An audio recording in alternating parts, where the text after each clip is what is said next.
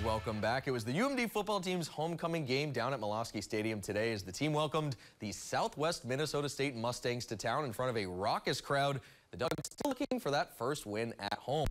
As I mentioned, it was homecoming, so of course the marching band was ripping, the smell of burgers in the air, the tailgate was loud and ready to go, and so were the Bulldogs. Already up 7-0, Kyle Waljasper lets that rocket go, finding his main man, Deshaun Ames, for the 66-yard touchdown. Not even 5 minutes in, Dogs are up by 14.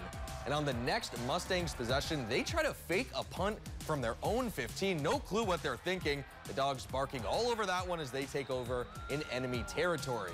UMD was pounding the rock all afternoon long, outgaining the Mustangs 266-4 on the ground, including this 51-yard scamper by running back Daniel Mitchell, almost taking me out on the sideline. So we hop to the second.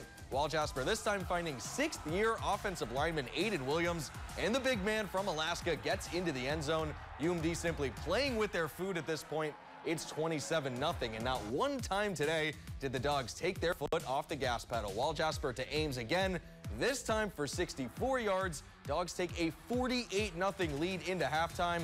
The defense doesn't allow a single point at Molosky Stadium today, as the Bulldogs blank the Mustangs 62-0. Head coach Kurt Weezy picking up his 100th win at UMD, which is the second most in program history.